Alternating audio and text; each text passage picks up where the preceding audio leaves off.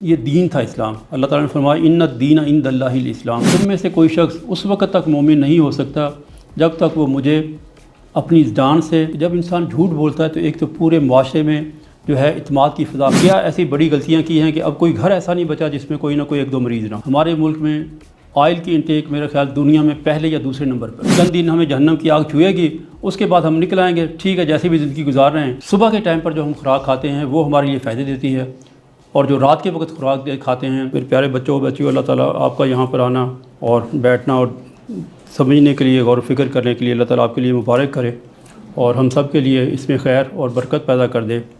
اس وقت جس ملک میں ہم رہتے ہیں جو کہ ایک مسلمان ملک ہے، جس کی بیشتر آبادی مسلمان پر مشتمل ہے، لیکن بدقسمتی سے اس وقت ہمارے ہاں جو صحت کے مسائل ہیں، ویسے تو سارے ہی مسائل ٹھیک نہیں ہیں لیکن چونکہ میرا موضوع صحت کا مسئلہ ہے، اگر ہم 40 سال پیچھے آ جائیں، یقیناً آپ لوگ کسی نہ کسی گاؤں سے، کسی نہ کسی محلے سے آئے ہوں گے، اگر 40 سال پیچھے آپ جا کے واپس جائیں گے اپنے گھر میں، تو جو بھی آپ کے گھر میں بڑا ہو، آپ کا نانا ہو، دادا ہو یا فادر فگر ہو، ان سے پوچھیں گے کہ 40 سال پہلے کیا صورتحال تھی، تو 40 سال پہلے پورے گاؤں میں نہ کسی کو شوگر تھی، نہ بلڈ پریشر تھا، نہ جو اس وقت جدید بیماریاں ہیں نہ وہ تھیں۔ آخر 40 سالوں میں ہم نے کیا ظلم کیا ہے اپنے ساتھ، کیا ایسی بڑی غلطیاں کی ہیں کہ اب کوئی گھر ایسا نہیں بچا جس میں کوئی نہ کوئی ایک دو مریض نہ ہو۔ صحیح کہہ رہا ہوں میں؟ کوئی ایسا گھر نہیں ہے جس میں کوئی نہ کوئی مریض نہ ہو، کوئی بڑا مریض نہ ہو جس کو مسلسل میڈیسن کی ضرورت پڑتی ہو۔ تو اس میں جہاں پر اور بہت ساری مسائل ہیں، چونکہ ہم مسلمان ہیں اور ہمارا ماننا یہ ہے کہ ہم رب کریم کے ماننے والے ہیں، تو اصل جو ہمارے سے بنیادی غلطی ہوئی ہے اس وقت صحت کے معاملے میں جو ہم نے غفلت کی ہے، تو صحت کو ہم نے کوئی دین کا معاملہ نہیں سمجھا۔ خوراک جب ہم کھانے بیٹھتے ہیں، میرا آپ سے سوال ہے کہ جب ہم کھانے کے لیے بیٹھتے ہیں تو ہم کیا سوچ کے کیوں کھانا کھاتے ہیں؟ ہم جب آپ لوگ کھانا کھاتے ہیں کیا سوچ کے کھانا کھاتے ہیں؟ کیوں کھانا کھاتے ہیں؟ بھوک لگی ہوتی ہے۔ آپ کا بھی یہی خیال ہے کہ ہم اس لیے بیشتر اکثریت اگر ہماری ہے نا، ہم بات اس وقت جب بھی کوئی اصول آپ نے بنانا ہو تو اکثریت کے اوپر بنایا جاتا ہے، تو ہماری اکثریت جو ہے وہ اس لیے کھانا کھاتی ہے کہ اسے بھوک لگی ہوتی ہے، اس کو کھانے کی ضرورت ہوتی ہے۔ اب یہ تو، اور ہم سارے مسلمان ہیں، مسلمان کس لیے کھانا کھا رہا ہے آج کے دور میں، یا پاکستانی کیونکہ مسلمان کس لیے کھانا کھا رہے ہیں؟ ان کو بھوک لگی ہوتی۔ اب آپ دیکھیں کہ ایک کافر و مشرک ہے جس کا اسلام کے ساتھ کوئی لینا دینا نہیں ہے، وہ کیوں کھانا کھاتا ہے؟ وہ بھی اسی لیے کھانا کھاتا ہے۔ تو پھر مجھے بتائیں کہ ایک کافر و مشرک اور مسلمان کے درمیان کیا فرق رہ گیا؟ اس کی وجہ یہ ہے یہود و نصارہ نے جو پیچھے کام کیا، اور ہمارے اپنے بھی سوتے رہ گئے کہ ہمارے اس دین کو، یہ دین تھا اسلام۔ اللہ تعالیٰ نے فرمایا ان الدین عند اللہ الاسلام، اللہ کے نزدیک دین اسلام ہے، اور دین 24 گھنٹے کی زندگی کا نام ہوتا ہے، پوری لائف کا نام دین ہوتا ہے، 24 گھنٹے ٹل ٹو ڈیتھ، یہ ہے دین، ٹھیک ہے نا؟ آج ہم نے کیا ہے کہ ہم نے اس دین کو مذہب بنا دیا۔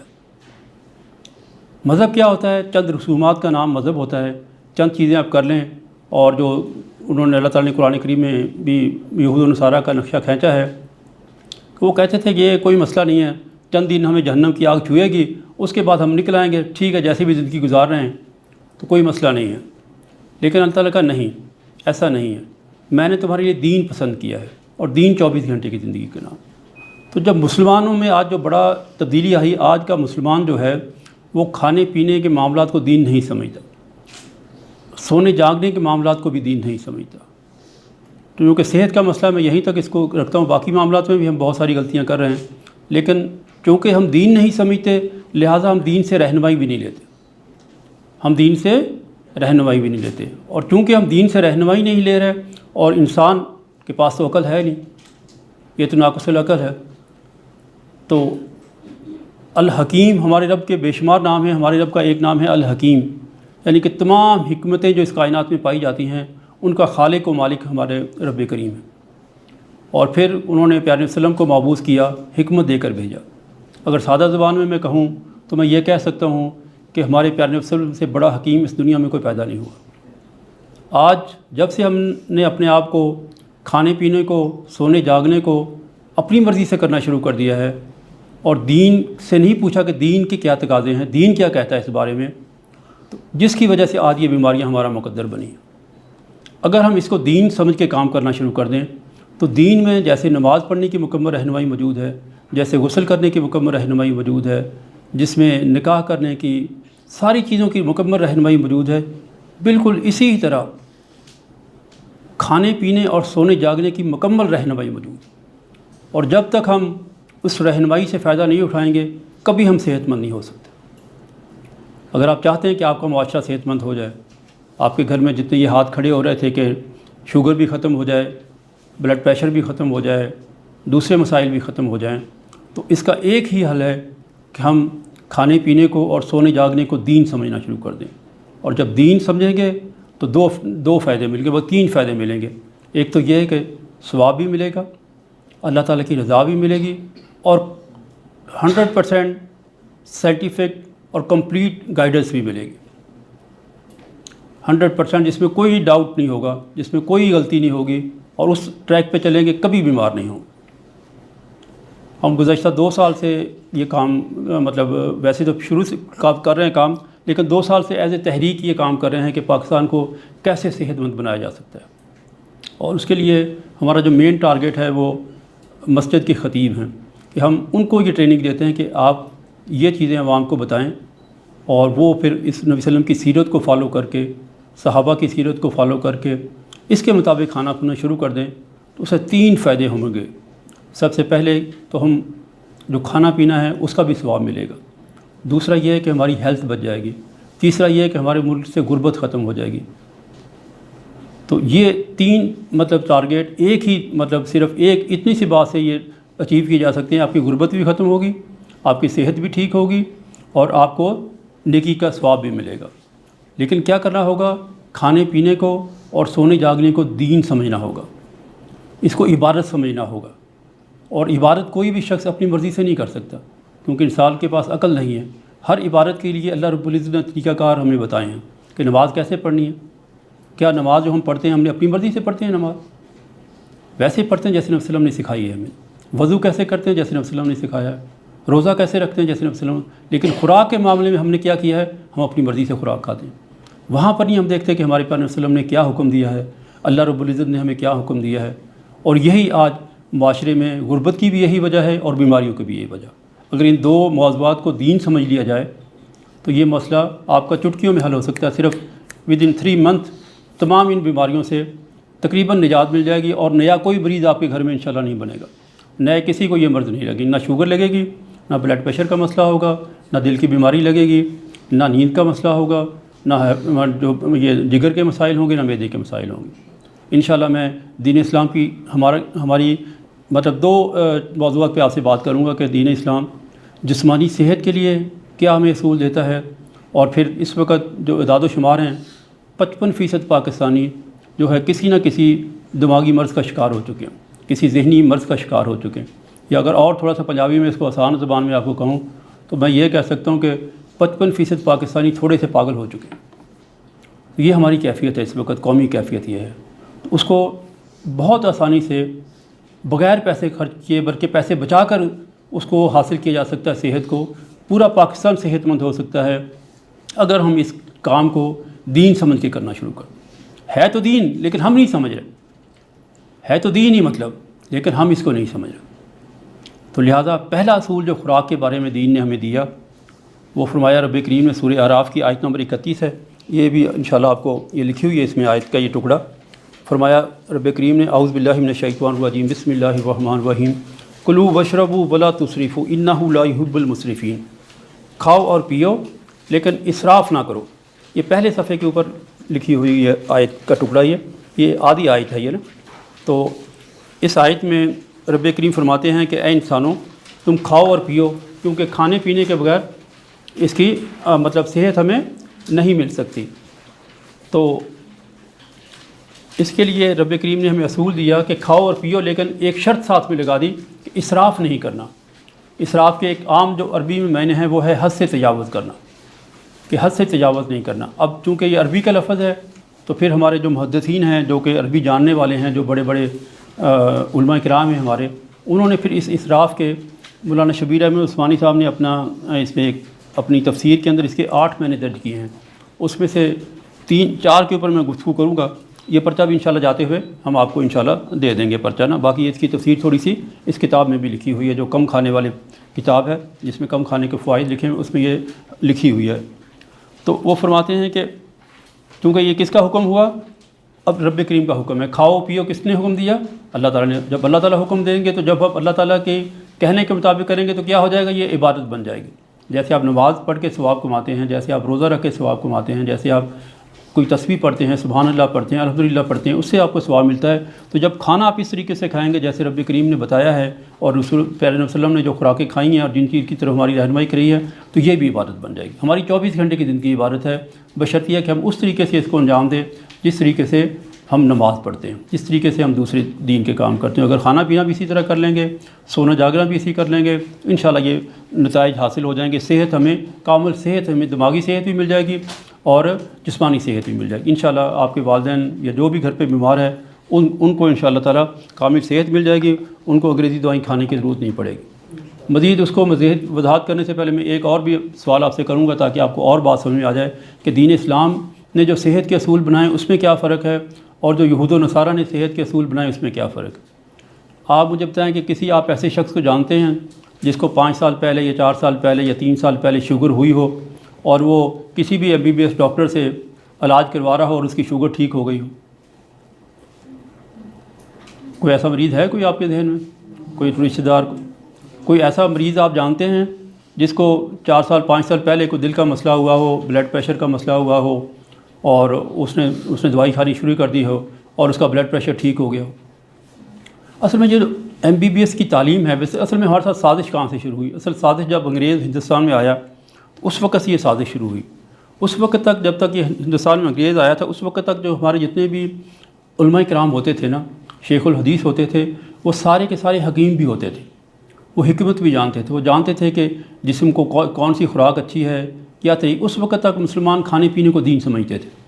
تو انہوں نے آ کے سب سے پہلے یہ کیا کہ ہمارے جو نصاب ہے جو کہ آج علماء کو پڑھایا جاتا ہے اس میں سے حکمت کو مائنس کر دیا اور اس کی جگہ پر انہوں نے لانچ کیا یہ MBBS کی تعلیم کو لانچ کیا گیا. MBBS کی تعلیم کی جو بنیاد ہے وہ سرمایہ دارانہ نظام کو تحفظ دینے کے اوپر رکھی گئی ہے. کس لیے رکھی گئی ہے؟ یہ کسی انسان کی فلاح کے لیے نہیں رکھی گئی، انسان کے فائدے کے لیے یہ ڈیزائن نہیں کی گئی تعلیم، بلکہ سرمایہ دارانہ نظام کو محفوظ کرنے کے لیے، اس کے کسٹمر تیار کرنے کے لیے تیار کی گئی. اسی لیے جیسے آپ نے خود گواہی دی اور مطلب یہ چیلنج ہے کہ کسی آپ مریض کو لے آئیں جس کو کبھی کوئی مریض ان کی دوائی سے ٹھیک نہیں ہوتا، بلکہ ایک مرض کے بعد دوسری مرض کے بعد تیسری مرض لگتی چلی جاتی. جبکہ دین اسلام کیونکہ اسلام کے ایک معنی امن کے بھی ہیں، سلامتی کے بھی ہیں، تو دین اسلام ہمیں جسمانی سلامتی کی بھی ضمانت دیتا ہے، بشرط یہ کہ ہم دین اسلام پر عمل پیرا ہو جائیں، اور ہمیں روحانی سلامتی کی بھی مطلب وہ ضمانت دیتا ہے، بشرط یہ کہ ہم اس کے اوپر عمل کریں. تو بہرحال اب یہ بات سمجھ میں آ گئی کہ مطلب جو MBBS کے ذریعے جو آپ ڈاکٹرز کے ذریعے جو علاج کرواتے ہیں وہ علاج نامکمل علاج ہے، اس سے کبھی آپ کو صحت نہیں ملے گی. اگر آپ مستقل صحت چاہتے ہیں، مکمل صحت چاہتے ہیں، تو آپ کو دین اسلام ہی کی چھتری میں آنا پڑے گا، اسی کے تحت آگے سوچنا پڑے گا، اور انشاءاللہ پھر وہ جو صحت ملے گی وہ آپ کو کامل صحت ہوگی، کبھی دوبارہ دوائی نہیں کھانی پڑے گی. ٹھیک ہے. تو پہلا اصول رب کریم نے کیا دیا ہمیں؟ کہا کہ کھاؤ اور پیو لیکن اسراف نہ کرو. اب اسراف کے کیا معنی ہیں؟ عربی کا لفظ ہے، تو اس کے انہوں نے معنی لکھے ہیں کہ پہلا اس کا معنی یہ بنتا ہے کہ بغیر بھوک لگے کھانا کھانا یہ اسراف ہے. کیا؟ بغیر بھوک لگے کھانا کھانا اسراف ہے. اب آپ دیکھیں کہ اپنی ہم طرف دیکھیں، اپنے رویوں کی طرف دیکھیں، ہم میں سے اکثریت جو ہے وہ بغیر بھوک لگے کھانا کھا لیتی ہے. یعنی کہ ہم نے ناشتہ کیا ہے، کسی دوست کے پاس گئے ہیں، کسی رشتہ دار کے گھر پہ گئے ہیں، گھنٹے 2 گھنٹے بھی صرف گزرے اور وہاں پر ان کا دیر سے ناشتہ چل رہا تھا، تو وہ کہتے ہیں آ جاؤ پھر ناشتہ کر لو، پھر ناشتہ کر لیتے ہیں. یعنی کہ اس وقت عام ایوریج پاکستانی 4 سے 5 دفعہ کھانا کھا رہا ہے. اب 4 سے 5 دفعہ بھوک تو نہیں لگتی، لیکن چونکہ وہ اس کو دین کا معاملہ نہیں سمجھتا، اس لیے وہ کہتا ہے میری مرضی ہے، میں جیسے مرضی کروں. لہٰذا اس میں ہماری مرضی نہیں ہے. مسلمان ہونے کے بعد ہماری مرضی ختم ہو گئی. ہم اللہ کے بندے ہیں، اور بندہ وہی ہوتا ہے جو اپنے رب کا کہنا مانے. جو کہنا نہیں مانتا وہ بندہ نہیں ہوتا. تو پہلا اصول کیا ہے کہ آج کے بعد آپ نے اپنی زندگی میں لے کر آنا ہے، کبھی بغیر بھوک لگے کھانا نہیں کھانا. نہ بھوک لگے ایک ٹائم نہ کھانا کھائیں، انشاءاللہ آپ کو نقصان نہیں ہوگا، فائدہ ہی ہوگا. ٹھیک ہے. دوسرا اصول اسلام نے یہ دیا کہ بے وقت کھانا نہیں کھانا، بے وقت کھانا نہیں کھانا. یہ جو پچھلے 25 سالوں میں 20 سالوں میں بیماریاں بڑھی ہیں، اس کی ایک بڑی وجہ یہ بھی ہے کہ ہم نے بے وقت کھانا شروع کر دیا۔ انسانی ہسٹری جو کہ 10,000 سال کے اوپر کی لگ بھگ ہسٹری جو ہے لکھی اور ریکارڈڈ ہسٹری جو انسانوں کی ہے، تو 10,000 سالوں میں کبھی انسان نے رات کو عشاء کے بعد کھانا نہیں کھایا تھا۔ یہ واحد پچھلے 25-30 سال گزرے ہیں جس میں جب سے بجلی آئی ہے اور ہماری ترجیحات تبدیل ہوئی ہیں اور ہم نے رات کو عشاء کے بعد کھانا شروع کیا، ورنہ پچھلی 10,000 سالوں میں کبھی انسان نے، وہ مسلم ہو غیر مسلم ہو، دین ہو یا نہ ہو، کبھی انسانوں نے رات کے بعد کھانا نہیں کھایا، کیونکہ ہمارے جسم کی ڈیزائننگ ایسی کی گئی ہے کہ یہ صبح کے ٹائم پر جو ہم خوراک کھاتے ہیں وہ ہمارے لیے فائدے دیتی ہے، اور جو رات کے وقت خوراک کھاتے ہیں وہ ہمیں نقصان دیتی ہے۔ لہٰذا عشاء کے بعد کھانے کو ہمیشہ کے لیے ترک کر دیں، اپنی زندگی سے نکال دیں۔ اپنے گھر کے جو کچن ہے آپ کے، وہ عشاء سے پہلے بند ہو جانے چاہیے۔ تو یہ صحت کا دوسرا اصول اسلام نے آپ کو دیا کہ اگر صحت مند زندگی گزارنا چاہتے ہیں، کیونکہ ہمارا جو یہ پینکریاٹ ہے جس میں سے لبلبا جسے اردو میں کہتے ہیں، یہ سارے ہاضمے کا انتظام یہ کرتا ہے۔ جب معدے میں خوراک جاتی ہے، معدے سے میسیج آتے ہیں اس کے پاس کہ بھائی اس قسم کی ڈائٹ آئی ہے، اس کو اب ہضم کرنے کے لیے آپ جو ہے انزائم بھیجیں، تو یہاں سے انزائم جاتے ہیں۔ تو جیسے ہی مغرب ہوتی ہے، اندھیرا ہونا شروع ہو جاتا ہے، تو یہ اس کو پتہ ہے کہ 10,000 سال سے جو اس کی کوڈنگ ہوئی ہے، جو کیونکہ ہماری نسل تو پیچھے سے چلی آ رہی ہے نا، تو جو ہمارے جینز میں چلا آ رہا ہے، 10,000 سال سے اس کو کبھی رات کو کھانا نہیں کھانا پڑا تھا، تو کبھی اس کو رات کو کھانا ہضم نہیں کرنا پڑا تھا 10,000 سالوں میں، اس لیے اس کی جو کوڈنگ ہوئی ہے وہ مغرب کے بعد اس کی کوڈنگ سلیپ پہ چلا جاتا ہے، سلیپ موڈ میں چلا جاتا ہے۔ لہذا جو خوراک آپ رات کو کھاتے ہیں عشاء کے بعد، وہ خوراک ساری رات آپ کے پیٹ میں پڑی سڑتی رہتی ہے اور اس سے آپ بیمار ہو جاتے ہیں۔ تو دوسرا اصول کیا ہے کہ آپ نے بے وقت کھانا نہیں کھانا۔ بے وقت کیا ہے مسلمان کے لیے؟ مغرب عشاء سے پہلے، عشاء کے بعد کا کھانا بے وقت ہے، اور سورج طلوع ہونے سے پہلے سوائے روزے کے لیے، کیونکہ نبی صلی اللہ علیہ وسلم کی سیرت جو ہے اس سے میں نے اسٹڈی کیا اور جو بڑوں نے بھی پڑھا ہے، وہ ہمیشہ آ کے اشراق کی نماز پڑھ کے اگر کوئی خوراک کھاتے تھے تو اشراق کی نماز پڑھنے کے بعد کھاتے تھے۔ اشراق کی نماز سورج طلوع ہونے کے 15-20 منٹ 25 منٹ بعد پڑھی جاتی ہے، پھر لازمی بات ہے نماز پڑھنی ہے، پھر گھر آنا ہے، پھر کچھ کھانا ہے۔ اور اس کی یہ روایت ایک اور بھی 2 روایتیں ملتی ہیں کہ جو عید الفطر تھی، تو عید الفطر میں روایت آتی ہے کہ نبی صلی اللہ علیہ وسلم عید کی نماز پڑھنے جانے سے پہلے کھجوریں کھا کر یا کچھ کھا کے جاتے تھے، اور جو عید الاضحیٰ تھی اس میں جب عید کی نماز پڑھ کے عیدگاہ سے واپس آتے تھے پھر کچھ، تو مطلب کھانے کا ٹائم کون سا تھا؟ مطلب نبی صلی اللہ علیہ وسلم کا سورج طلوع ہونے کے بعد کا ٹائم، سورج طلوع ہونے سے پہلے کھانے کی سوائے رمضان کی کوئی روایت نہیں ملتی۔ ٹھیک ہے، یہ ہے 9 وقت کھانا، مطلب عشاء سے لے کر سورج طلوع ہونے کے بعد آپ کھائیں گے تو وہ آپ کی باڈی میں کنزیوم بھی ہوگا، ہضم بھی ہوگا، اور اس کے آپ کی باڈی کو فائدہ دیں گے۔ اگر لیٹ ٹائم کھائیں گے تو وہ آپ کو نقصان دے گا۔ تو دوسرا اصول دیا کیا اسلام نے آپ کو؟ پہلا اصول یہ دیا کہ آپ نے بغیر بھوک لگے کھانا نہیں کھانا۔ دوسرا اصول اسلام نے یہ دیا کہ جو آپ نے لیٹ نائٹ کھانا نہیں کھانا۔ ٹھیک ہے، تیسرا اصول اسلام نے یہ دیا کہ جلد بازی میں کھانا نہیں کھانا، جلدی بغیر چبائے، جیسے بدتمیزی سے کہا جاتا ہے، جیسے شادیوں پر کھایا جاتا ہے، بہت جلدی ہم کھا لیتے ہیں، بہت تھوڑے سے وقت میں بہت زیادہ کھانا کھا لیتے ہیں، اس سے بھی اسلام نے منع کیا۔ دیکھیں آپ، جو اسلام ہمیں یہ بتاتا ہے کہ آپ نے واش روم میں کیسے جانا ہے، مسجد میں کیسے جانا ہے، تو وہ یہ نہیں بتائے گا کہ آپ نے کھانا کیسے کھانا، مسافہ کیسے کرنا ہے۔ وہ جو اسلام یہ بتاتا ہے مسافہ کیسے کرنا، جو اسلام یہ بتاتا ہے کہ اپنے بھائی سے کیسے ملنا ہے، خوش ہو کے ملنا ہے، مسکرا کے ملنا ہے، تو وہ یہ نہیں بتائے گا کہ کھانا کیسے کھانا ہے۔ کوئی کامن سینس بھی ہے نا۔ تو تیسرا اصول کیا اسلام نے دیا کہ آپ نے جلد بازی میں کھانا نہیں کھانا، ٹھیک ہے، بڑی اطمینان سے سکون سے کھانا کھانا، ٹھیک۔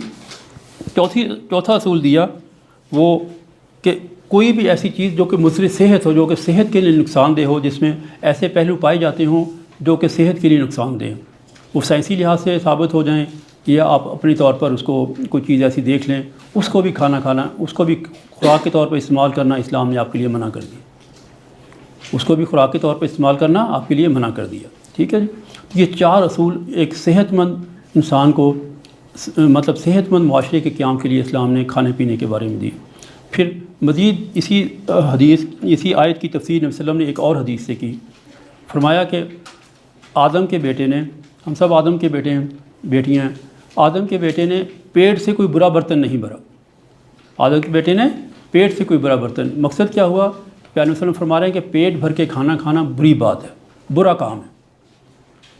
لیکن آج پاکستانی اکثریت کیا سمجھتی ہے کہ جتنا رج کے کھاواں گے، جتنا تن کے کھاواں گے، جتنا زیادہ کھائیں گے اتنی زیادہ جان بنے گی۔ यही कंसेप्ट आ जाता है ना, जबकि इस्लाम के नबी वसल्लम क्या फरमा रहे हैं कि पेट भर के खाना खाना बुरा काम है। अब जिस काम को नबी वसल्लम बुरा काम कह दें उसमें खैर हो सकती है, तो लिहाजा इस काम को छोड़ दें, कभी भी पेट भर के खाना ना खाएं। फरमाया कि एक अपने मैदे का एक हिस्सा, ये हदीस इसमें लिखी हुई है, ये पर्चा आपको दिया है। फरमाया कि अपने मैदे के 3 हिस्से समझे, एक हिस्सा खुराक के लिए रखें, ठोस खुराक के लिए, एक हिस्सा पानी के लिए रखें, और एक हिस्सा खाली रखें हवा के लिए, सांस के लिए ना। तो ये असूल इस्लाम ने दिया खाने के बारे में, ठीक है। उसके बाद फिर नबी सल्लल्लाहु अलैहि वसल्लम ने मज़ीद, चूँकि वो हकीम थे, तो 2 खुराकों की तरफ हमारी रहनुमाई फरमाई है कि अगर हम 2 खुराकें हमारे घरों पे इस्तेमाल होना शुरू हो जाएं, और जो कि 40 साल पीछे तक हमारे बुज़ुर्ग खा रहे थे, लेकिन अब हमने जो है ना वो इस दौलत के नशे में उनको तर्क कर दिया है, या उनको खाना बहुत कम कर दिया है, उसकी तरफ भी नबी सल्लल्लाहु अलैहि वसल्लम ने रहनुमाई फरमाई है। अगर उन 2 खुराकों को भी आप अपनी ज़िंदगी में अपने घरों में शामिल कर लेंगे तो उससे आपकी माली परेशानी भी कम होगी, आपका बजट भी बचेगा और आपकी सेहत भी बचेगी। और मज़ीद ये है कि अगर आप नबी वसल्लम की सुन्नत समझ के इसको खाएँगे, उनकी सीरत समझ के खाएँगे, क्योंकि हमारा नबी वसल्लम से जो ताल्लुक़ है वो मोहब्बत की बुनियाद पर है, वो हुक्म की बुनियाद पर नहीं है। क्योंकि पैगंबर वसल्लम क्या फरमाया, तुम में से कोई शख्स उस वक़्त तक मोमिन नहीं हो सकता जब तक वो मुझे अपनी जान से, अपने माँ बाप से, अपने अहल व अयाल से ज़्यादा मोहब्बत ना करे मुझसे। और नबी वसल्लम से मोहब्बत का क्या है, नबी वसल्लम तो है नहीं यहाँ पर दुनिया में, तो क्या है कि उनकी जो तरीक़ाकार है, जो उनकी लाइफस्टाइल है, जो उनकी सीरत है, अगर मैं दीन की ज़बान में बात करूँ, उनकी सीरत से हमें मोहब्बत होनी चाहिए। जो चीज़ हमें उनकी ज़िंदगी में मिल जाए उसको हम अपनी ज़िंदगी में शामिल कर लें, ये उनसे मोहब्बत का तकाज़ा है। तो फरमाएँ कि औरतों को हुक्म दिया, क्योंकि खाना पकाना आमतौर पर औरतों का काम है, कि भाई जब तुम खाना बनाओ तो सालन जो है उसके अंदर थोड़ा सा पानी ज़्यादा डाल दिया करो। तो पानी ज़्यादा डाल दोगे, सालन की क्वांटिटी बढ़ जाएगी, तो क्या करो कि अपने पड़ोसन को हदिया कर दिया करो। मतलब 2 हुक्म दिए इसमें। पहला हुक्म यह दिया कि शोरबे वाला सालन पानी में, मतलब चीज़ों को, जो खाने पीने की चीज़ें उनको पानी में पकाओ, शोरबे में बनाओ चीज़ों को। और दूसरा हुक्म यह दिया कि सदका किया करो, हदिया दिया करो, ताकि आपस में तुम्हारे ताल्लुकात मज़बूत हों, ठीक है ना। ये काम हमने जब से छोड़ा है, पहले मुझे याद है बचपन में हमारी माएँ छोटी छोटी चीज़ें भी हदिया कर दी थी, पड़ोसन को चटनी भेज दी, अचार भेज दिया, बचा हुआ सालन भेज दिया, लस्सी भेज दी, दूध भेज दिया। लेकिन आस्ता आस्ता ये सारी चीज़ें ख़त्म हो गई हैं। तो जैसे जैसे ये चीज़ें ख़त्म हुई हैं तो नफ़रत की दीवारें भी बहुत ऊँची हो गई हैं। अगर हम चाहते हैं कि हमारे अड़ोस पड़ोस में नफ़रत की दीवारें कम हो जाएँ, छोटी हो जाएँ, तो उसका एक तरीका ये है कि हम हदिया करें। तो अब जो दूसरा इसमें तालीम यह दी कि शोरबे वाला सालन खाया जाए। अब शोरबे वाले सालन के 3-4 मतलब, एक तो साइंसी लिहाज पर आप पढ़े लिखे बच्चे हैं, आप बेशक गूगल पे सर्च कर लीजिएगा, तो शोरबे के सालन के बहुत सारे तिबी फ़ायदे हैं। हज़म जल्दी होता है। फिर ये है कि सबसे बड़ी बात तो हमने तो यही हमारे लिए काफ़ी है, एक मुसलमान के लिए, कि हमारे पैगंबर वसल्लम का हुक्म है। लेकिन आपके लिए इसमें बचत कितनी है कि अगर आप 1 किलो सालन उसको आप खुश्क बनाते हैं, जैसे कोरमा हम कहते हैं या कढ़ाई कहते हैं, या कोई भी ऐसी नाम ले लें आप, वो बनाएंगे तो उससे बामुश्किल 3-4 लोग खाना खाएंगे। लेकिन वही अगर 1 किलो हम सालन को, गोश्त को शोरबा बना लेंगे अगर, तो उससे कम से कम 15 अफराद खाना खा लेंगे। तो मतलब 1/3 की बचत है, और सेहत की भी बचत है। क्योंकि जो दिल की बीमारियां पैदा हो रही हैं उसके 2 बड़े रीज़न हैं कि इंसानों ने ऑयल की इंटेक बहुत ज़्यादा बढ़ा दी। और पाकिस्तान में बदकिस्मती से आप सुन के हैरान होंगे, हम गरीब मुल्क होने के बावजूद, मकरूज़ मुल्क होने के बावजूद, हमारे मुल्क में ऑयल की इंटेक मेरा ख्याल दुनिया में पहले या दूसरे नंबर पर है। पिछले 2022 के डेटा मैंने देखा था, पूछा था कल मैंने, तो बता रहे थे कि तकरीबन 2022 का जो डेटा है उसके मुताबिक हर पाकिस्तानी ने तकरीबन 20 से 22 लीटर तेल इस्तेमाल किया, ऑयल या तेल या घी इस्तेमाल किया। इतना पूरी दुनिया में हम सबसे ज़्यादा तेल खाने वाली कौम है। इसीलिए जैसे अभी बताया गया आपको कि तकरीबन 1000 लोग डेली हार्ट अटैक से मर रहे हैं। तो लिहाजा अगर शोरबे वाले सालन के ऊपर आ जाएंगे तो आपके घर से दिल वाली बीमारियां निकल जाएंगी। क्योंकि शोरबे वाले सालन के जहाँ पर और फ़ायदे हैं उसमें तेल का इस्तेमाल, घी का इस्तेमाल कम हो जाता है। अगर आप 1 किलो सालन से, मतलब 1 किलो गोश्त या सब्ज़ी या दाल कढ़ाई मतलब खुश्क बनाते हैं तो उसमें अगर 200 ग्राम तेल लगता है, 150 ग्राम तेल लगता है। अगर उसी को आप शोरबा बनाएंगे उतनी क्वांटिटी को, तो आपको बमुश्किल जो है वो 50 ग्राम 60 ग्राम तेल चाहिए होगा। तो जब तेल की इंटेक कम हो जाएगी, ऑयल की इंटेक कम हो जाएगी, तो दिल की बीमारियां आपकी खुद ही इसमें कम हो जाएंगी, आपके घर से इसकी ज़रूरत नहीं रहेगी। उसके बाद एक और चीज़ है जो कि आज हमने अपनी ज़िंदगी से छोड़ी है, जो कि नबी वसल्लम को बहुत महबूब थी, وہ ہے لوکی کا سالن، کدو کا سالن۔ اب آج جب ہمارے گھر میں کدو یا لوکی پڑتی ہے تو آدھے ٹبر دے منہ ادھر ہوندے، ادھے دے ادھر ہوندے۔ اس کی وجہ یہ ہے کہ ہم نے نبی صلی اللہ علیہ وسلم کی سیرت نہیں پڑھی، بدقسمتی سے۔ تو ایک صحابی حدیث بھی آپ کو ہم نے لکھ کر دی ہے، بخاری میں حدیث ہے، اس کتاب کے آخری صفحے پہ لکھی ہوئی ہے۔ فرمایا کہ میں نے نبی صلی اللہ علیہ وسلم کے ساتھ، وہ انس رضی اللہ تعالیٰ عنہ سے روایت ہے کہ میں نے نبی صلی اللہ علیہ وسلم کے ساتھ بیٹھا ہوا کھانا کھا رہا تھا، تو پیارے نبی صلی اللہ علیہ وسلم شوربے میں سے کدو کے ٹکڑے نکال کے کھا رہے تھے۔ تو وہ کہتے ہیں کہ جب میں نے بھی کہہ رہا کدو کے ٹکڑے نکال کے ان کے سامنے رکھنا شروع کر دیا، اور نبی صلی اللہ علیہ وسلم بڑے شوق سے کھا رہے تھے۔ جب میں نے دیکھا کہ نبی صلی اللہ علیہ وسلم اتنے شوق سے کدو کھا رہے ہیں، تو کہتے ہیں کہ مجھے اس دن سے کدو سے محبت ہو۔ یہ تھا ان کا محبت کا معیار کہ وہ جس کام کو نبی صلی اللہ علیہ وسلم کو کرتا ہوا دیکھ لیتے تھے، اس کے عاشق ہو جاتے تھے۔ اور آج ہم پاکستانی یہ سمجھ کے چھوڑ دیتے ہیں کہ یار یہ کون سا فرض ہے، مطلب وہ سنت کو نبی صلی اللہ علیہ وسلم کے طریقے کو، سنت کیا ہے؟ نبی صلی اللہ علیہ وسلم کا طریقہ، وہ نبی صلی اللہ علیہ وسلم کے طریقے کو محبت کے طور پر لیتے تھے، اور ہم کہتے ہیں یار یہ کون سا فرض ہے۔ تو یہ فرق ہوا آج کے مسلمانوں میں اور اس وقت کے مسلمانوں میں۔ تو فرض ہی ہے، محبت میں کہا نہیں جاتا، محبت کی جاتی ہے، محبت کروائی نہیں جاتی۔ لہذا ہمارا نبی صلی اللہ علیہ وسلم سے جو تعلق ہے وہ محبت کی بنیاد پر ہے۔ تو جو چیز مل جائے نبی صلی اللہ علیہ وسلم کی سیرت سے اس کو اپنا لیں، کیونکہ ان سے بڑا کوئی حکیم دنیا میں نہیں پیدا ہوا۔ اس میں بے شمار حکمتیں پوشیدہ، ہمیں سمجھ میں آئیں یا نہ سمجھ میں آئیں، ہمیں سمجھ میں آئیں یا نہ سمجھ میں آئیں۔ لہذا کدو کے سالن کو اپنے گھروں میں ترجیح دیں، اس کو ہفتے میں 1-2 دن کدو کا سالن ہمارے گھروں میں پکنا چاہیے، اور شوربے میں پکنا چاہیے انشاءاللہ۔ اس کے بے شمار طبی فوائد ہیں اس کے، ٹھیک ہے نا۔ یہ یہاں تک یہ 6 اصول میں نے آپ کے سامنے بیان کیے ہیں، 2 نبی صلی اللہ علیہ وسلم کی احادیث بیان کی ہیں اور 4 اصول بیان کیے ہیں۔ پھر ایک دفعہ دہرا دیتا ہوں تاکہ ذہن نشین ہو جائے۔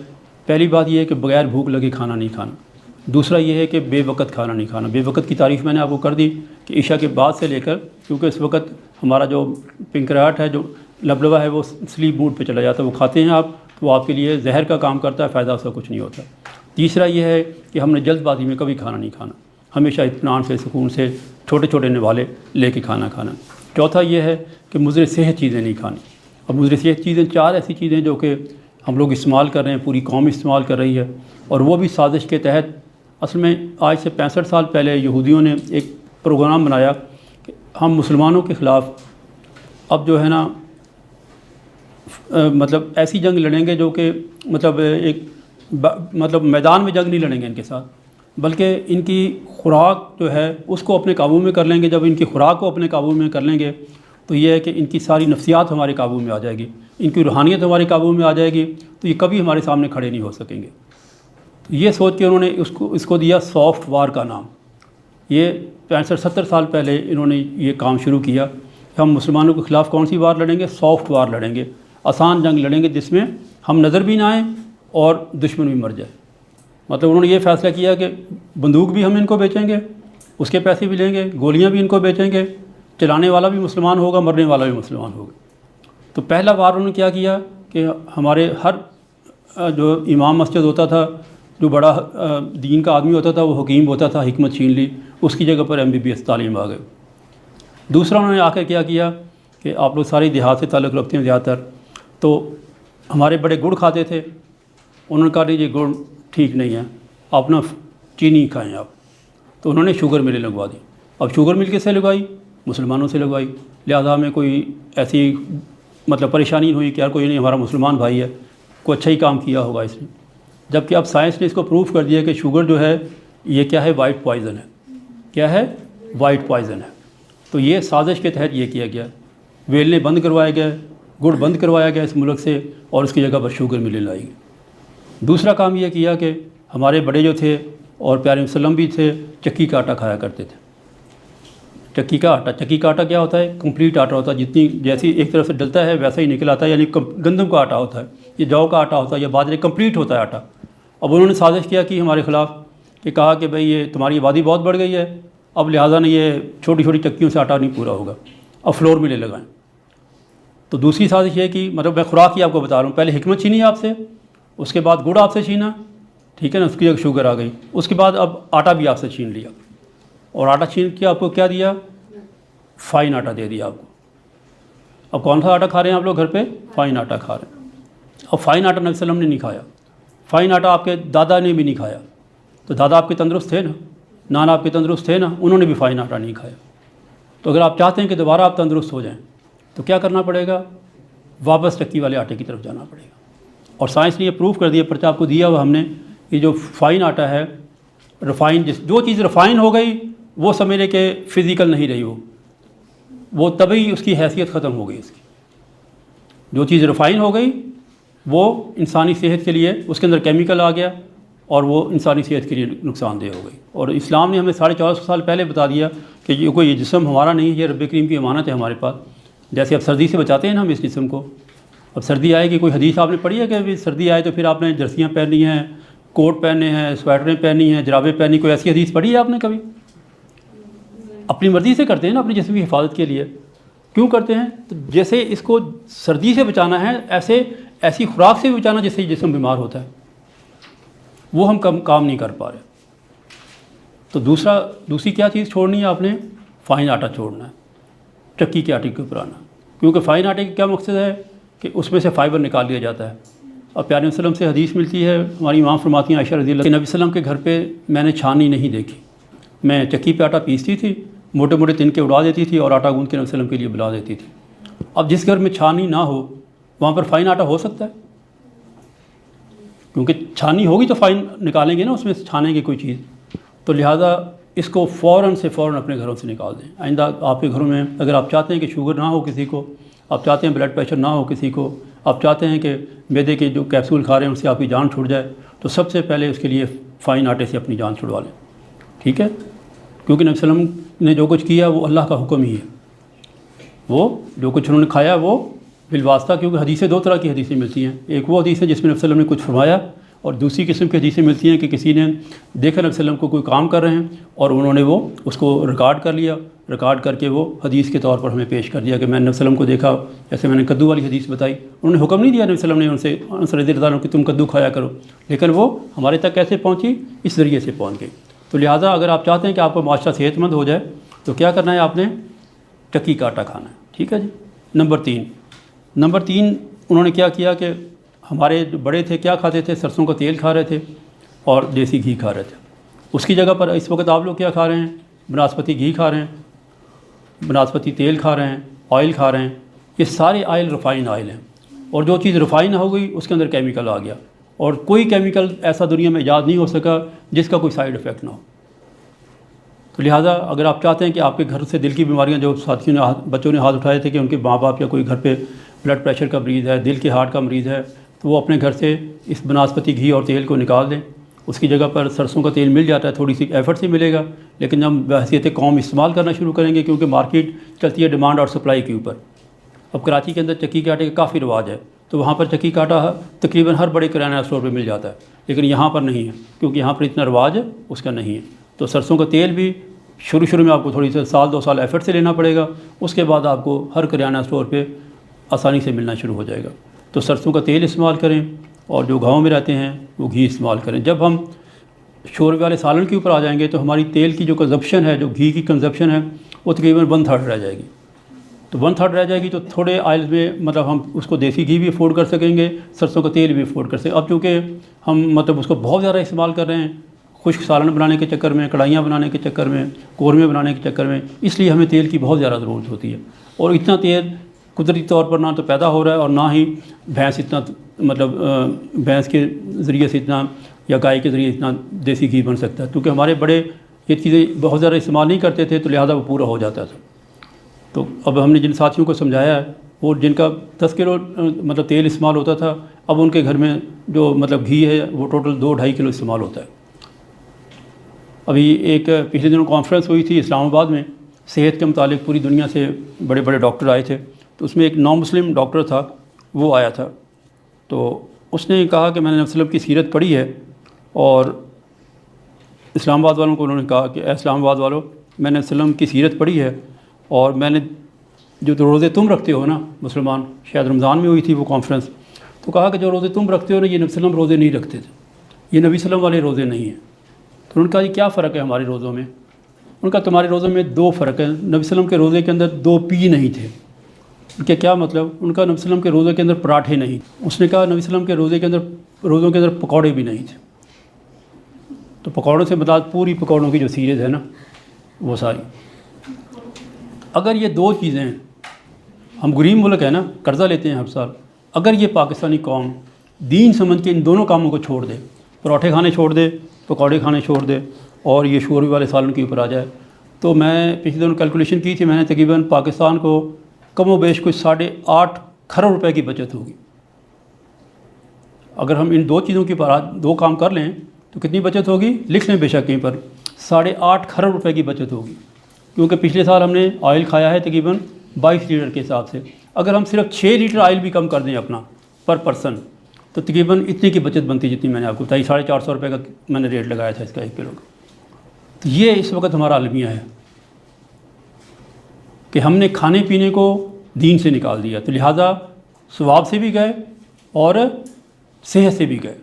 تو اگر آپ چاہتے ہیں کہ آپ کو ثواب بھی ملے اور صحت بھی مل جائے، تو یہ جو میں نے اصول آپ کو بتائیں الحمدللہ، بلکہ 3 فائدے ہوں گے، آپ کو ثواب بھی ملے گا، صحت بھی ملے گی، بچت بھی ملے گی، 3 فائدے ہوں گے آپ کو، ٹھیک ہے؟ اور نہیں ہوں گے، کریں گے تو صحت بھی نہیں ملے گی، اور کل جس دن قیامت کا دن ہوگا اس کی جواب دہی بھی کرنی پڑے گی کہ جب میں نے تمہیں دین دیا تھا تو تم نے دین میں سے کھانا پینا کیوں نکالا تھا؟ میں نے مذہب تو نہیں دیا تھا۔ اللہ تعالیٰ، کوئی مذہبی آدمی، ایک بات سن لیں، کوئی مذہبی آدمی جنت میں نہیں جائے گا۔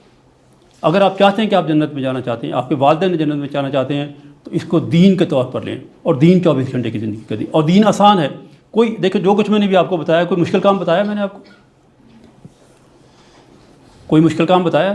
کوئی ناممکن کام بتایا؟ دین ہے ہی آسان، وہ ایسے کام بتاتا جو انسان آسانی سے کر سکے، آسانی سے کر سکے۔ دوسرا جو اس کے بعد مسئلہ ہے کہ 55% پاکستانی جو تھوڑے سے پاگل ہو گئے، اس کا کیا حل ہے؟ اس کا بھی دین اسلام نے بہت اچھا حل دیا۔ پہلا حل یہ دیا کہ کہا کہ پیارے نبی صلی اللہ علیہ وسلم نے فرمایا، اے لوگو کیلولہ کیا کرو، اے لوگو کیلولہ کیا کرو، شیطان کیلولہ نہیں کرتا۔ دوسری حدیث فرمائی کہ کیلولے کے ذریعے سے رات کی نماز کے لیے مدد یا قوت حاصل کرو۔ اب آپ چلے جائیں 40 سال پیچھے، کوئی بھی آپ اپنے نانی دادی جو بھی زندہ ہے نا، ان سے پوچھیے گا کہ دوپہر کو آپ لوگ سوتے تھے کہ نہیں سوتے تھے؟ وہ کیلولہ سمجھ کے نہیں سوتے تھے، لیکن سوتے تھے۔ آج چھوٹا بھی کیوں، اصل میں جو ہمارے بڑے دین کے اوپر چل رہے تھے نا، وہ غربت کی وجہ سے سیرت والی زندگی گزار رہے تھے، غربت کی وجہ سے شوربے والا سالن کھاتے تھے، غربت کی وجہ سے اچار کھاتے تھے، غربت کی وجہ سے بجلی نہیں تھی، رات کو جلدی سو جاتے تھے، غربت کی وجہ سے مطلب وہ سادی خوراک کھاتے تھے، چکی کا آٹا، مطلب وہی اس وقت تھا ہی چکی کا آٹا، فائن آٹا تو ابھی انہوں نے یاد کیا نا، تو غربت کی وجہ سے دین کے اوپر چل رہے تھے، مطلب سیرت کے قریب قریب چل رہے۔ جیسی غربت دور ہوئی تو کیا ہوا؟ ہم نے چل دی۔ لیکن اب آپ نے آج کے بعد جو کچھ کرنا ہے شعوری طور پر کرنا ہے، تو کیا ہوگا؟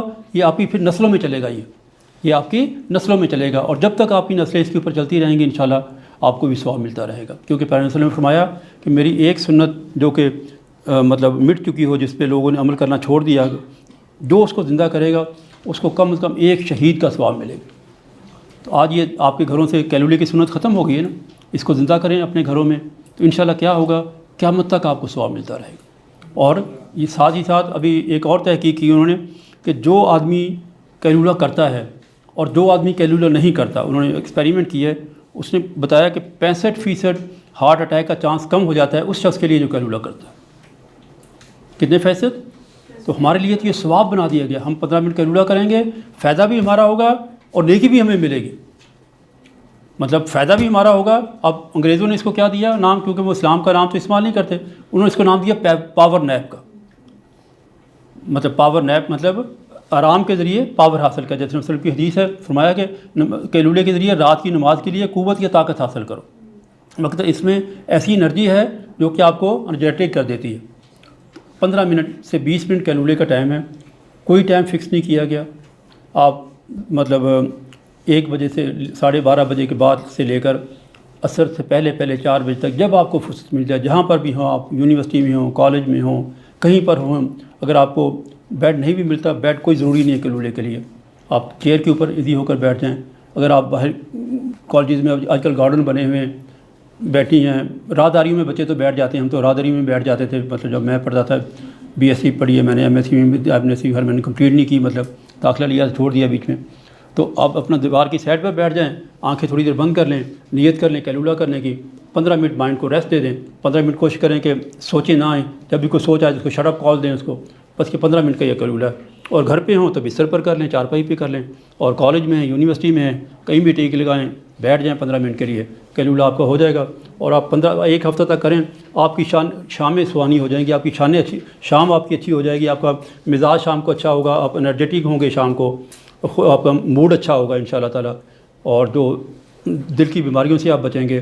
اور سب سے بڑی بات ہے کہ رب کی رضا ہمیں حاصل ہوگی، ہمیں ثواب ملے گا، ٹھیک ہے۔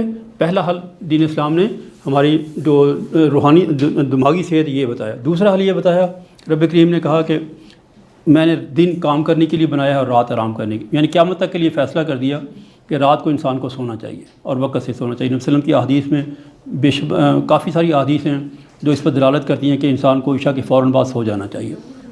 تو اب انگریزوں کو پتہ چل گیا اس میں کیا فائدے ہیں، تو اب سارا یورپ، سارا امریکہ، سارا UK شام کو 7 بجے ان کی ساری مین مارکیٹیں بند ہو جاتی ہیں اور تقریباً 10 بجے وہ بالکل سو جاتے ہیں۔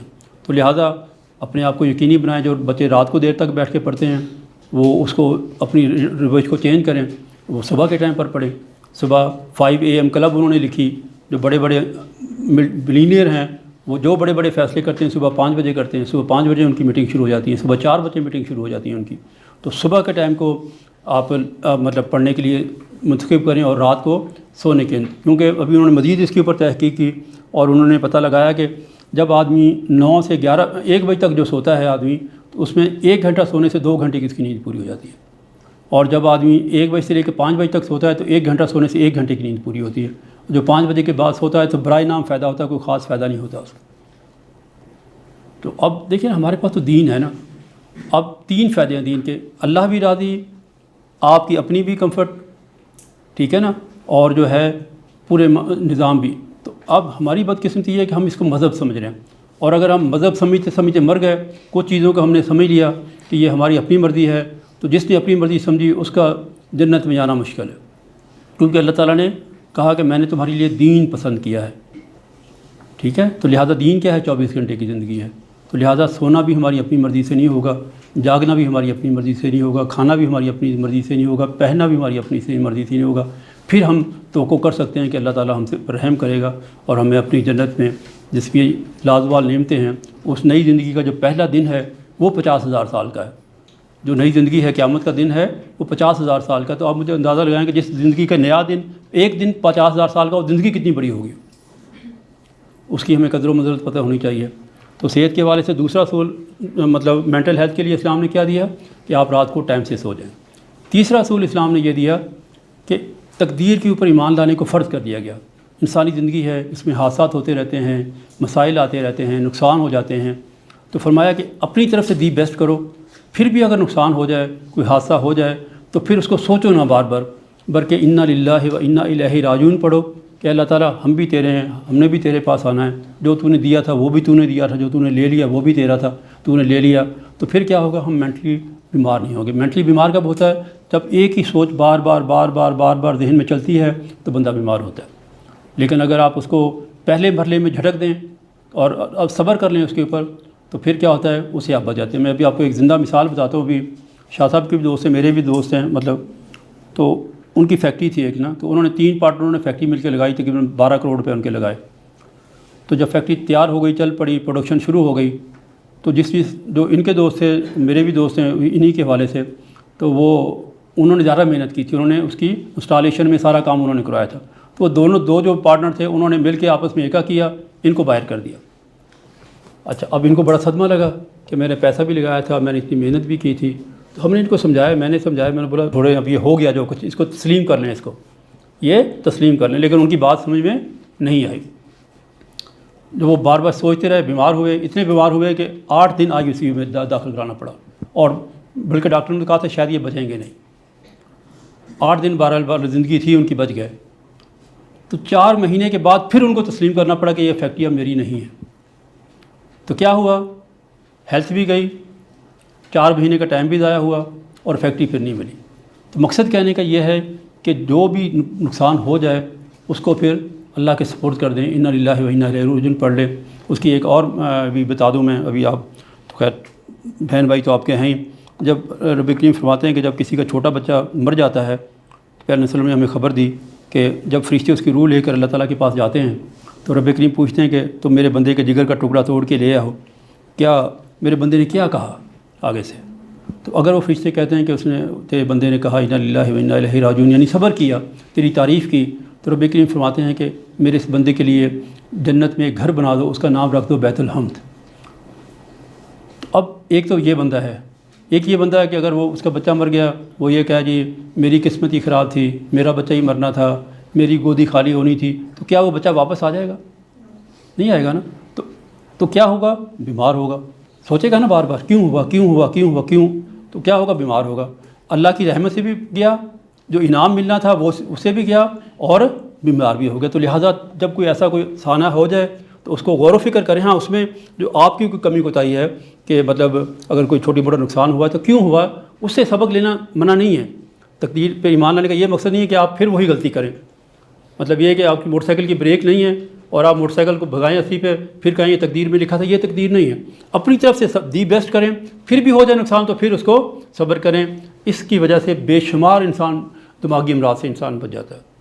چوتھا دماغی اسلام کے یہ دیا اسلام نے کہ انسان ہے، جس معاشرے میں انسان رہتا ہے وہاں پر جھگڑے ہوتے رہتے ہیں، مسائل ہوتے ہیں، دو آدمی کے اندر کنفلکٹ ہوتا ہے، تو کہا کہ جو حق پر ہوتے ہوئے بھی جھگڑا چھوڑ دے، اس کے لیے پیارے وسلم نے فرمایا کہ میں جنت کے ارد گرد اس کے لیے گھر کی ضمانت دیتا ہوں۔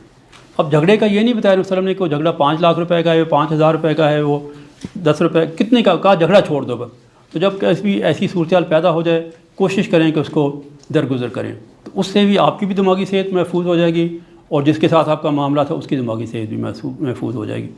اور آخری ایک اور حل دیا اسلام نے صحت مند رہنے کا، فرمایا کہ پیارے رسول نے فرمایا کہ جو شخص مذاق میں بھی جھوٹ بولنا چھوڑ دے، اس کو میں جنت کے اعلیٰ مقام میں ایک گھر کی ضمانت دیتا ہوں۔ ضمانت کون دے رہے ہیں؟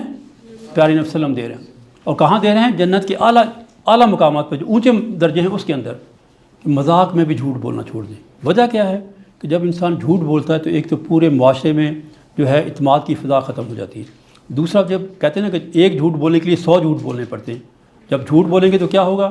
آپ کی دل کی دھڑکن تیز ہوگی، دل کی دھڑکن تیز ہوگی، آپ کا پورا نظام، آپ کا بلڈ پریشر اوپر نیچے ہوگا، آپ پریشان ہوں گے، ٹھیک ہے نا۔ تو لہٰذا یہ بھی مینٹل ہیلتھ پیدا کرتا ہے، کیونکہ جو آدمی جھوٹ ہوتا ہے وہ ہر وقت ٹینشن میں ہی رہتا ہے۔ تو جو آدمی جھوٹ بولتا ہے، تو کہا اتنا بڑا انعام دیا کہ جو شخص مذاق میں بھی جھوٹ بولنا چھوڑ دے، اس کے لیے جنت کے اعلیٰ مقامات میں پیارے نبی صلی اللہ علیہ وسلم نے گھر کی ضمانت دی۔ تو یہ بھی مینٹل ہیلتھ کے لیے اللہ تعالیٰ نے ہمارا انتظام کیا ہے۔ تو اللہ تعالیٰ نے ہمارے لیے فزیکل ہیلتھ، مینٹل ہیلتھ، ہر قسم کی ہیلتھ کا انتظام کیا ہوا ہے۔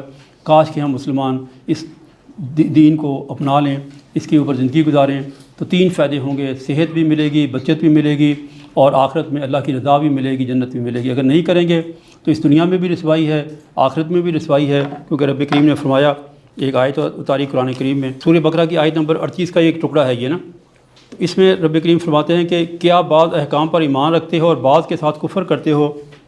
یعنی کہ اللہ تعالیٰ کی آیت ہے، اس میں کچھ باتوں کو مان لیا، کچھ کو چھوڑ دیا، کچھ نبی صلی اللہ علیہ وسلم کی سیرت کو اپنا لیا، کچھ کو چھوڑ دیا۔ تو فرمایا جو کچھ ایسا کرے گا تو اس کی سزا اس کے ساتھ کیا ہو سکتی ہے کہ دنیا میں بھی اس کے لیے رسوائی ہو، اور قیامت کے دن بھی اس کو سخت عذاب دیا جائے گا۔ اور اللہ تعالیٰ تمہارے تمام اعمال سے باخبر ہے۔ تو اللہ تعالیٰ سے دعا ہے کہ ہمیں ان کھانے پینے کے معاملات کو اور سونے جاگنے کے معاملات کو اور پوری زندگی کو دین سمجھ کے چلنے کی توفیق عطا فرمائے۔ انشاءاللہ صحت آپ کے لیے یقینی ہو جائے گی، آپ کے گھر سے یہ شوگر بھی ختم ہو جائے گی، بلڈ پریشر بھی ختم ہو جائے گا۔ صرف ان چند چیزوں کو اپنا لیں، اپنے گھر سے فائن آٹا ختم کر دیں، اپنے گھر سے یہ کیمیکل والا تیل، بناسپتی گھی اور تیل ختم کر دیں۔ پراٹھا نبی صلی اللہ علیہ وسلم کی سیرت میں نہیں ہے، پراٹھا نبی صلی اللہ علیہ وسلم نے کبھی نہیں کھایا۔ پراٹھوں سے اپنی جان چھڑائیں، پکوڑوں سے جان چھڑائیں۔ پکوڑے تو جو ہیں اور بڑے زہر ہیں۔ اس کی وجہ یہ ہے کہ پوری یورپ کے اندر ایک اصول ہے، مطلب آپ گوگل پہ اس کو بھی سرچ کر لیجیے گا، کہ وہاں پر صرف 2 دفعہ چیز تلی جا سکتی ہے۔ مطلب آپ نے کڑھائی میں مٹھائی، اس نے پکوڑے والے نے کڑھائی گرم کی، اس میں ایک دفعہ اس نے سموسے ڈالے، اس کی اجازت ہے، پھر اس نے نکالیے، ایک دفعہ پھر ڈالے، دوسری دفعہ کے بعد تیسری دفعہ نہیں ڈال سکتا۔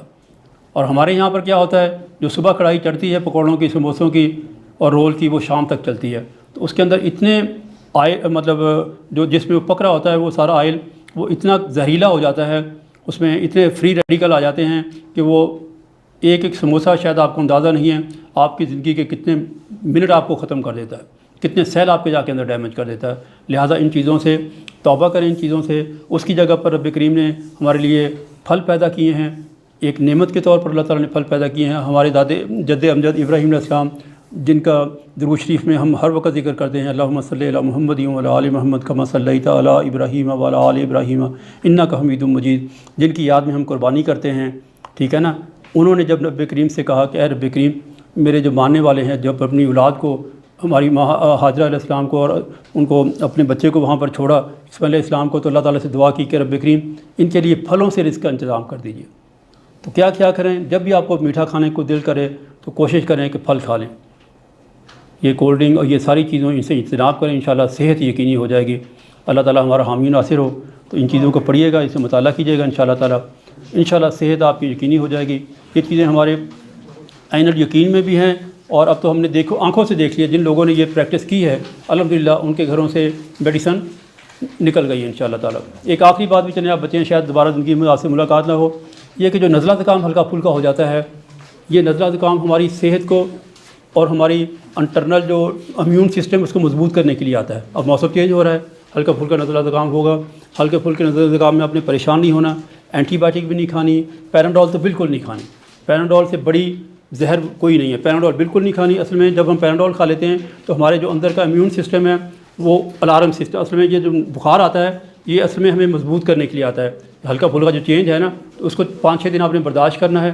اس میں کرنا یہ ہے آپ نے کہ گھی والی چیزیں، تلی ہوئی چیزیں مطلب، اور خوراک اپنی کم سے کم کر دینی ہے، تھوڑے سے فروٹ اور جوسز اپنی زندگی میں بڑھا لینے، 4-5 دن انشاءاللہ پرہیز کریں گے آپ، انشاءاللہ آپ ٹھیک ہو جائیں گے۔ اس کے لیے آپ نے اینٹی بائیوٹک پورے یورپ کے اندر، یہ بھی آپ گوگل کر لیجیے گا یا کسی اپنے دوست سے پوچھ لیجیے گا، پورے یورپ میں نزلہ زکام کی دوا نہیں دی جاتی جب تک 10 دن نہ ہو جائیں۔ 10 دن کے بعد بھی اگر نزلہ زکام کسی کو رہتا ہے پھر اس کی ٹریٹمنٹ دیتے ہیں۔ یہ ہمارے جسم کو اللہ تعالیٰ نے مضبوط کرنے کے لیے، ہمارے امیون سسٹم کو بحال کرنے کے لیے یہ نزلہ زکام موسم کی تبدیلی کے ساتھ آتا ہے۔ اس کی دوائی بالکل نہیں آپ نے لینی، یہ بیماریاں نہیں ہیں بلکہ یہ ہمارے فائدے کی چیزیں ہیں۔ اللہ تعالیٰ ہمارا حامی ناصر۔ السلام علیکم ورحمۃ اللہ وبرکاتہ۔